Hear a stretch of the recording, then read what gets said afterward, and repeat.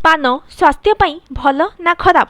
आम भारतीय सभ्यता पानर स्वतंत्र स्थान रही। एहार वैज्ञानिक ना है पाइपर बीटल।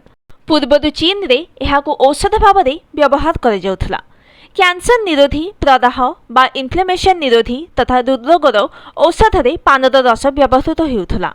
पान खाइबा द्वारा कैंसर हेबार कौनसी प्रमाण मिले नहीं।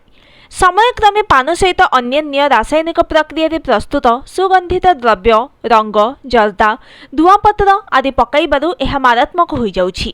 पानपत्र आमर पाटिरे थिबा सालाइभा बा हजमकारी लाळर कार्यकारिता बढ़ाए, एणु एहा खाद्य पाचन पई खूब उपकारी होइथाय। पानपत्र रे अनेक माइक्रो न्यूट्रिएंट रहिछि, जेपरिकि थायामिन, कैरोटीन, राइबोफ्लाविन आदि रहिछि। यह आम पाकस्थली पीएच स्तर को नियंत्रण में रखे। एहार एंटीसेप्टिक बा क्षत सुखाइबा गुण मध्य रहिछि।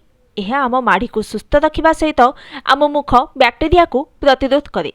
पानपत्र को खाली चोबाई खाइबा द्वारा यह आस्थमा और श्वासजनित समस्या पई फलप्रद होइथाय। एथिरे थिबा बायोएक्टिव कंपाउंड बा जैव सक्रिय पदार्थ औषधि शिल्प पई अत्यंत दरकारी। एहार पत्र रे कैटालेस और डायस्टेज परी उपादेय एंजाइम रही, जहाँ आम गैस्ट्रिक व्यवस्था को ठीक रखे। एथिरे लाइसिन, हिस्टिडिन परी अनेक दरकारी आमिनो एसिड मध्य रही, जहाँ आम शरीर पई बेस भल। पानपत्र रे एंटीफंगल बा फंगस जनित इन्फेक्शन को रोकिबार गुण मध्य रही। आस्पेरिजिलस, कैंडिडा, ट्राइकोफाइटन परी फंगस वृद्धि रोकिबारे यह काम दिए, एणु यह विभिन्न चर्म औषध व्यवहृत होइथाय।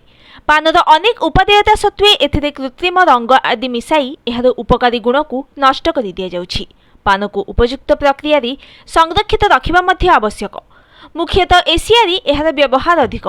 इंडोनेशिया और थाईलैंड रे एहाको पानी रे पकाई खाइबा परे मुख शोधन पई दिया जाय।